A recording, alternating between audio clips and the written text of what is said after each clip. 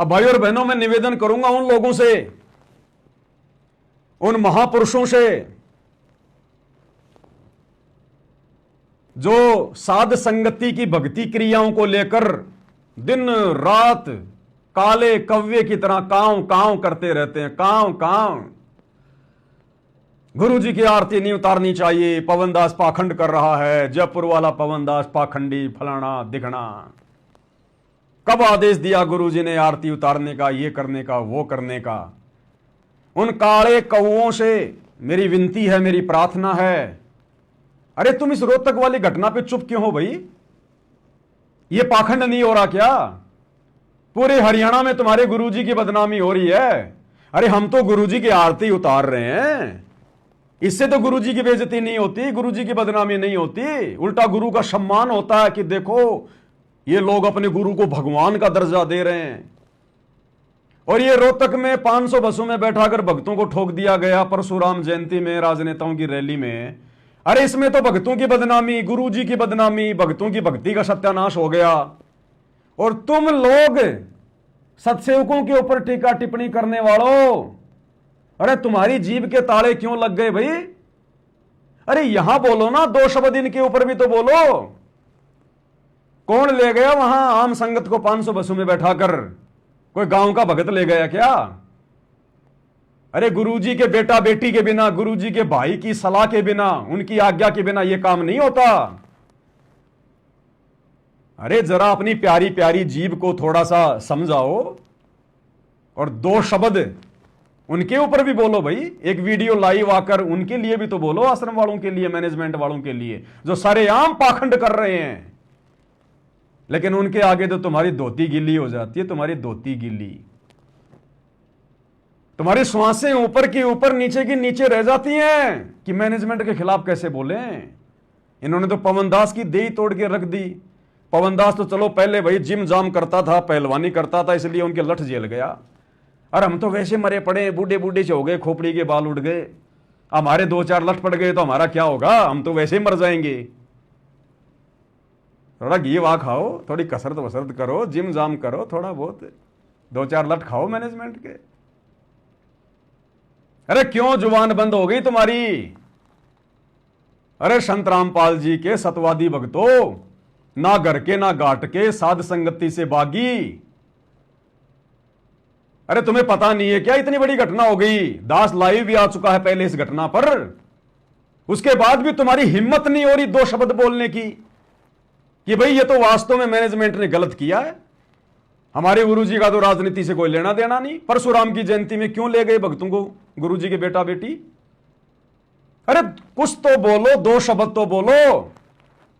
इतनी बड़ी बेइज्जती हरियाणा में अखबार में तुम्हारे गुरुजी की हो रही है, लेकिन तुम्हारी जीभ पे ताला लग गया, ताला।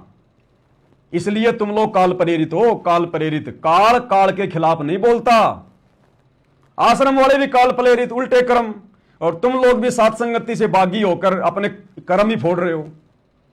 तो काल कभी काल का विरोध नहीं करवाएगा, काल कभी अपनों का विरोध नहीं करवाएगा। तुमने तो साथ संगति के पीछे पड़ना अपने कर्म फोड़ने के लिए।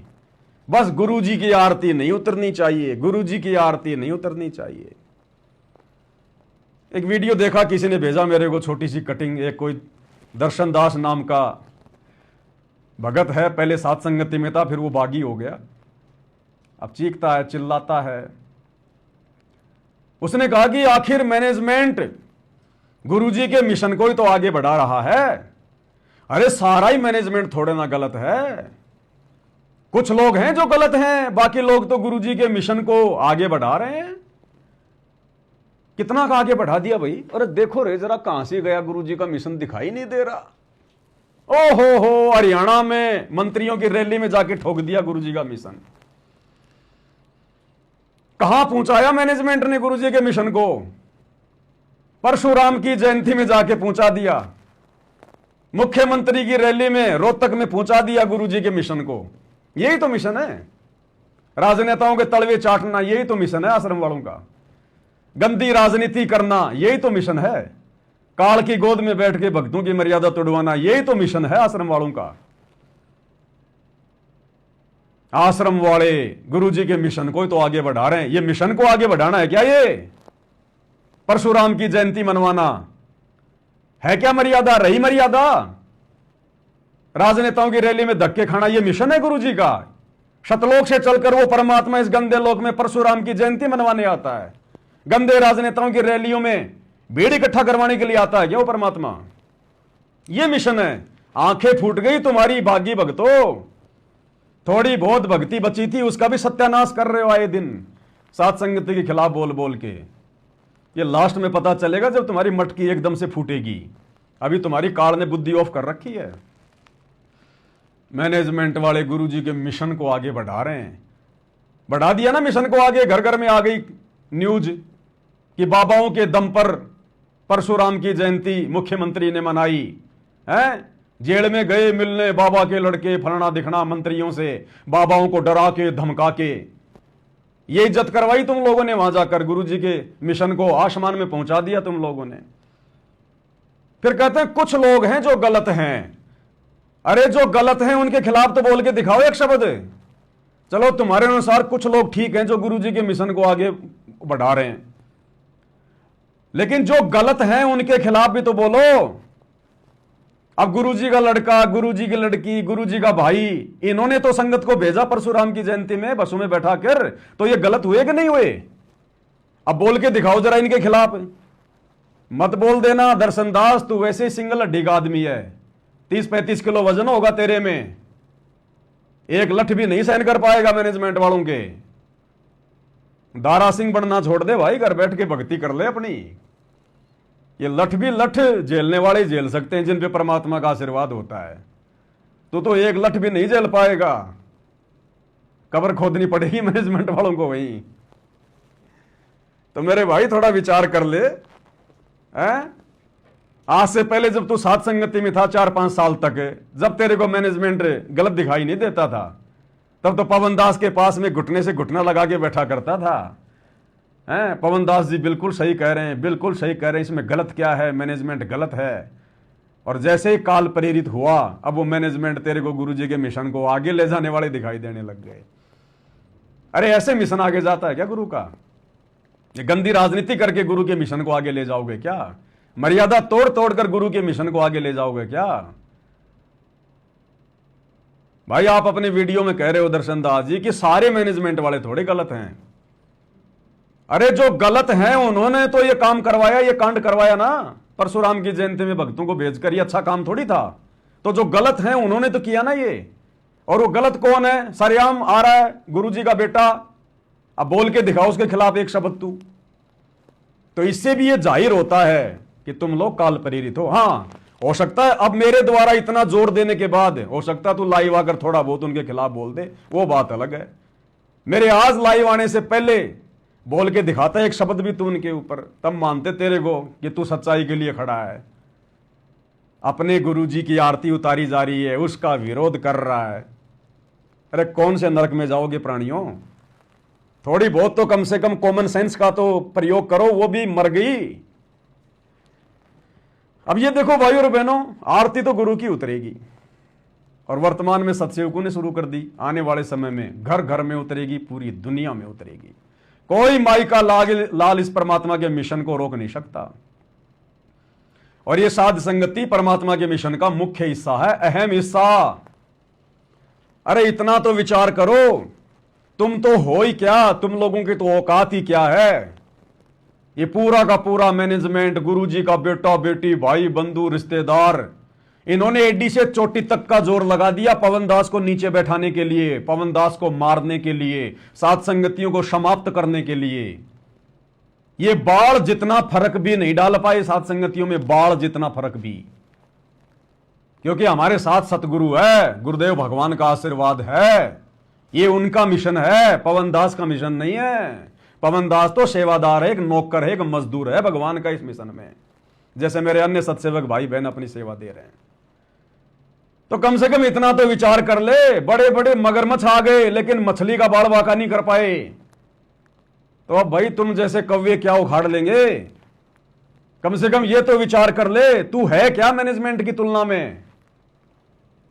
जब वो कुछ नहीं कर पा रहे, ना कुछ कर पा रहे, और परमात्मा दिन रात आगे बढ़ा रहे हैं। और अब तो संगत ज्यादा से ज्यादा जुड़ती जा रही है साथ संगतियों में। ठीक का समय आ गया भाई, लोगों को भगवान चाहिए, बकवाद नहीं चाहिए। स्प्रिंग को एक हद तक दबाया जा सकता है, लेकिन जिस दिन छोड़ोगे उतनी गति से ऊपर उठेगी। तो अब वो समय आ गया। संगत को बहुत दबा लिया 10 साल से, बहुत संगत को अंधेरे में रखा, पाखंड में रखा, झूठ में रखा। कब तक रखोगे भाई? अंदर से जब गुरु जी का तत्व ज्ञान अंगड़ाई लेगा और जब साथ संगति के वीडियो सुनेंगे, जैसे लाइट के संपर्क में लाइट आएगी, चचड़ के उठेंगे, तुरंत जागृत हो जाएंगे। रो रहे हैं ये हजारों की संख्या में भाई बहनों ने थालियों के ऑर्डर किए हैं, घर घर में भगवान की आरती शुरू हो गई। ऐसे ही कोई पवनदास की बात मान लेगा क्या? लेकिन यहां पर सत्य है, सत्य। यहां पर ज्ञान आधार है, गुरु का भरपूर आशीर्वाद है, सच्चाई है, सच्चाई। झूठ और पाखंड नहीं है, दोगलापन नहीं है। आंधी की तरह आए, तूफान की तरह भागे, ये वाला काम नहीं है साथ संगति में। कबीर का मार्ग कठिन है, नहीं कायर का काम, इस पर चले कोई सूरमा या आठों पहर संग्राम। अभी भी समय है। जो लोग फूफा कर रहे हैं फालतू में साथ संगति के खिलाफ, गुरुजी से माफी मांग के और चुपचाप बैठ के भक्ति कर लो अपनी, नहीं तो दुर्गति दरवाजे पे खड़ी है। ये खोपड़ी के बाल 4 दिन में उड़ जाएंगे, पता भी नहीं चलेगा। ये काल सिर पर बैठा है। तो भाई और बहनों, आप लोगों के विश्वास के लिए, क्योंकि पाखंडी तो अपने पाखंड को फैलाएंगे फैलाएंगे, काल और दयाल इन दोनों के बीच में लड़ाई छिड़ी हुई है, ज्ञान और अज्ञान की। अब काल तो हर प्रकार से यत्न करता है, साम दाम दंड भेद घटिया नीति, जो भी उसके सामने पैतरा आ जाए उसी को अपना लेगा वो। उसको टेंशन हो गई, चिंता हो गई कि भाई जोगजीत ने जो कहा था वो बिल्कुल सत्य हो गया, अब तो ये आत्माएं लेके जाएगा। तब काल सामने तो आता नहीं है, सामने तो प्रकट होता नहीं है, क्योंकि उसका चेहरा बहुत भूंडा है, विकराल है, बुरा है, उसको खुद को शर्म आती है। इसलिए उसने प्रतिज्ञा कर ली कि मैं अपने वास्तविक रूप में किसी को दर्शन नहीं दूंगा, ना किसी के सामने प्रकट होऊंगा। अब वो क्या करेगा? इन जैसे बागी लोगों के घट में बैठकर, क्योंकि मर्यादा इनकी है नहीं, गुरु को भगवान ये मानते नहीं, और गुरु के परिवार वाले ये गुरु को मानुष मानते हैं, सारे काम उल्टे करते हैं। मर्यादा इनकी पहले नहीं थी, मर्यादा तो इनकी गुरु जी के समय से ही छिन्न भिन्न थी। तो काल इनके घट में बैठा हुआ था, बरवाला कांड करवा दिया, और बरवाला कांड से भी बड़े बड़े कुक्रम संगत की मर्यादा तुड़वाने के लिए बरवाला कांड के बाद लगातार ये लोग करते आ रहे हैं। तो काल कुप्रेरणा करके इन लोगों के माध्यम से अपना काम कर रहा है, और परमात्मा सत्सेवकों के माध्यम से सत्प्रेरणा करके ये हजारों की संख्या में परमेश्वर ने 4-4, 5-5 घंटे के वीडियो बनवा दिए। अपनी पुस्तकों के ऊपर परमात्मा ने वीडियो बना दिए। पवनदास की औकात है क्या वीडियो बना देगा? और भी होंगे संगत में लाखों भाई बहन, किसी ने बनाया है क्या आज तक? सबके हाथ में पुस्तक हैं, सबने ज्ञान गुरु जी को बराबर दिया है। पवनदास तो 2013 में जुड़ा है, मेरे से 10-10 साल 15-15 साल पहले के लोग जुड़े हुए हैं। एक शब्द भी नहीं निकाल पा रहे गुरु जी के ज्ञान के ऊपर। ज्ञान आधार से बकवास चाहे 4-4 घंटे की कर लो, वो बात अलग है। तो ये गुरु जी की मेहर है, ये गुरु जी का आशीर्वाद है। मैं भी उन्हीं भक्तों में एक भगत हूं, 2 कोटि का जी हूं, मेरी अपनी कोई औकात नहीं है। ये सारे शब्द गुरुदेव भगवान के होते हैं। मालिक जिसको खड़ा करता है, जिसको निमित्त बनाता है, शब्द शक्ति देता है, उसको सद्बुद्धि देता है, उसका मार्गदर्शन करता है परमात्मा, पल पल उसके साथ में रहता है। तभी तो 12 साल से ये पवनदास 2 कोटि का प्राणी, जिसके ना कोई आगे ना कोई पीछे, ना कोई ऊपर ना कोई नीचे, और ये चट्टान की तरह इस मैनेजमेंट के सामने खड़ा हुआ है। हिला तक नहीं पाया ये मैनेजमेंट। तो ये पवनदास की औकात है क्या? ये गुरुदेव भगवान खड़े हैं पीछे आगे, उनके आशीर्वाद से सब कुछ हो रहा है ये। तो भाई आप लोग कितना जोर कर लो, कितना कुछ कर लो, तुम जितना भगतों को भ्रमित करने का प्रयास करोगे, और भगत वैसे भ्रमित होने वाले नहीं है। अब भगत भाई परमात्मा ने जिनको अध्यात्म की ऊंचाइयों पर पहुंचाना था उनको पहुंचा दिया है। वो बात उन लोगों को समझ में आ गई है जो बात परमात्मा समझाना चाहते थे, जो बातें 4 युग से आत्माओं के समझ में नहीं आ रही थी। अब वो बातें उन युगों युगों के मालूम को समझ में आ गई। तो सत्सेवक भाई बहनों को समझ में आ गया गुरु कौन है, गुरु को कैसे प्रसन्न करना है, हमने क्या करना है, किस रास्ते पर जा रहे हैं, सही क्या है गलत क्या है। गुरु के ज्ञान आधार को सामने रख के निर्णय करने में लोग सक्षम हैं। सभी लोग गांधारी की तरह आंखों पे काली पट्टी बांधकर हरियाणा रोडवेज की बसों में बैठकर परशुराम की जयंती में धक्के खाने वाले नहीं हैं। परमात्मा के ज्ञानी भगत हैं। परमात्मा कहते हैं अकलमंद एक गणा और बिना अकल के लाख। अगर थोड़े बहुत भगत भी अगर अकलमंद होंगे तो परमात्मा तो उससे भी प्रसन्न है। और बिना अकल के वो लाखों की भीड़ देख लो उन आश्रमों में, उनको चाहे परशुराम की जयंती में ले जाओ, चाहे कबीर जी की जयंती में ले जाओ, चाहे कहीं ले जाओ तुम उनको। तो भाइयों और बहनों, ये काल प्रेरित लोग, कुछ मैनेजमेंट वाले, कुछ जो साध संगति से बागी होकर अपने कर्म फोड़ रहे हैं, ये जितना ज्यादा कुप्रयास करेंगे काल प्रेरणा से, परमात्मा उतना ही दृढ़ विश्वास, अटल विश्वास अपने बच्चों का बनवाएंगे सबूतों के साथ। तो ये लोग जो पांति पंच पोहप कर पूजा, देव निरंजन और न दूजा, परमेश्वर की अमरवाणी का जो विरोध कर रहे हैं ना, कि ये तो विष्णु जी की पूजा है, देवी देवताओं की पूजा है, ये तो काल की पूजा है, गुरु जी की आरती नहीं उतारनी चाहिए। और किसकी उतारोगे? पत्थरों की उतारोगे क्या? अपने बाप दादाओं की उतारोगे क्या? तो देखिए भाई और बहनों, एक और प्रमाण दे दिया गुरुदेव भगवान ने। ये पवित्र पुस्तक है मुक्ति बोध, आप सबके सामने है मुक्ति बोध। और मुक्ति बोध का पेज नंबर 143 आप सभी भगत भाई बहनों के पास में पुस्तक होगी। सतलोक आश्रम मैनेजमेंट हरियाणा वालों ने निकाली हुई है। दास ने इसके ऊपर वीडियो भी बना दिए, तकरीबन 50 के आसपास। तो इस मुक्ति बोध पुस्तक का पेज नंबर 143 है और नेकी और सम्मन की कथा है। नेकी और सम्मन की कथा। 650 साल पहले कबीर परमात्मा गुरु बनकर आए हुए थे और किसी को नहीं कहते थे मैं भगवान हूं, मैं परमात्मा हूं, जैसे आज नहीं कह रहे किसी को भी। सबको ये कह रहे हैं मैं तो कबीर जी का भेजा हुआ दास हूं, उनका कुत्ता हूं, उनका गुलाम हूं, और बच्चों मुझे तो परमात्मा ने तुम्हारे लिए भेजा है। 650 साल पहले भी परमात्मा यही कहा करते थे स्वयं, लेकिन अपने आप को छुपाते हुए, गुरु की भूमिका करते हुए यही कहा करते थे। धर्मदास के आगे अपने आप को कितना छुपाया, हर किसी के सामने अपने आप को छुपाया।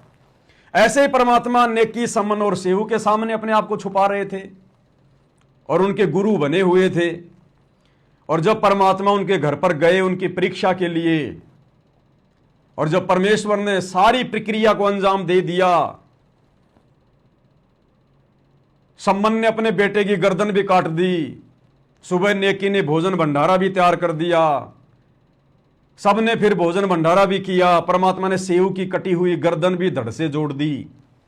उसके बाद की कुछ वाणियां हैं और इन वाणियों में क्या कहा जा रहा है। नेकी कह रही है अपने पति से, गरीब बोहूं उतारूं आरता, गरीब बोहूं उतारूं आरता। और ये जो पलके हैं ना, पलके, ये जो बाल हैं पलके, कहते हैं ये पलकों के जो बाल हैं ना, इनसे अपने गुरु जी के ऊपर मैं चवर करूं। इतने प्यारे हैं हमारे गुरु जी, हमारे परमात्मा। गुरु इतना प्रिय होता है, इतना पूजनीय, इतना आदरणीय होता है। और नेकी सम्मन से कह रही है कि अपने गुरु जी पे तो अपनी जान भी वार दे तो भी थोड़ा है। हम क्या कुछ ना कर दें अपने गुरु जी के लिए, उनको प्रसन्न करने के लिए। तो क्या कह रही है नेकी, ध्यान से पढ़िएगा। मुक्ति बोध पेज नंबर 143 और ये देखिएगा भाई और बहनों। गरीब बोहू करी हूं आरता, पलकों चोर डुराए, सम्मन से नेकी कहे धो अपना शीश चढ़ाए। क्या कह रही है बहन नेकी अपने पति से, अपने गुरुजी के सम्मान के लिए, उनकी पूजा के लिए, उनको प्रसन्न करने के लिए। गरीबदास जी कह रहे हैं गरीब बोहू करी हूं आरती, अपने हाथों से अपने गुरुजी की आरती उतारूं, अपने गुरुजी का आरता करूं। बोहू करी हूं आरता, आ गई ना, आरता उतारा जाता ना, आरती आरता। बोहू उतारूं आरता, पलकों चौवर डुराए, और अपनी पलकों के बालों का मैं चवर बना के अपने गुरुजी के ऊपर डुराऊं। अरे नालायको, वर्तमान में तो हमने इतनी मेहनत करने की भी जरूरत नहीं है। अरे उस समय तो बहुत ज्यादा गरीब परिवार था बेचारा, खाने के भी दाने नहीं थे, वो चवर कहां से लाता, थाली कहां से लाता। और उस समय मोक्ष का प्राइम टाइम भी नहीं था, परमात्मा ने पूरा ज्ञान भी नहीं दिया था, पूरा भक्ति समाधान भी नहीं दिया था। फिर भी वो आत्माएं कह रही हैं कि बोहो करी हूं आरती, मैं अपने हाथों से अपने भगवान की आरती उतारूं, अपने गुरु की आरती उतारूं, उनका आरता करूं। बोहों करी हूं आरता और पलकों चवर डुराए, चोर यानी चवर, और पलकों से, पलकों के बाल उखाड़ उखाड़ के अपने गुरुजी के ऊपर मैं चवर करूं। मेरे गुरु इतने पूजनीय हैं, मेरे लिए इतने परमादरणीय हैं। अरे आज तो गुरुजी ने तुम्हारे लिए चवर की व्यवस्था करवा दी, चवर की व्यवस्था। आज गुरुजी ने तुम्हारे लिए थाल की व्यवस्था करवा दी, थाल की, दीपक की, घी की। उस समय तो बेचारे इतने गरीब थे, सेव सम्मन, घर में रोटी चौपड़ने को भी घी नहीं था। और आज परमात्मा ने सबको इतना शिक्षित कर दिया, सबको ऐसा काम धंधा दे दिया। आज तो परमात्मा घर घर में दास को प्रेरणा करके, सत्सेवक भाई बहनों को सेवा में लगा के, और घर घर में तुम्हारे पास में घर बैठे और 5 दीपक वाली आरती अपने गुरुजी का आरता उतारने के लिए भिजवा रहे हैं, चंवर भिजवा रहे हैं, अन्य सामग्रियां भिजवा रहे हैं। और फिर भी तुम्हारे खुजली हो रही है कि गुरुजी की आरती नहीं करनी चाहिए, गुरुजी की आरती नहीं करनी चाहिए। ये देखो गुरुजी की आरती की जाती है। चंवर ना मिले तो आंखों के बाल पाड़ पाड़ के गुरुजी का, आंखों के बाल पाड़ने का मतलब है, मतलब इतना प्रिय हमें अपना गुरु है।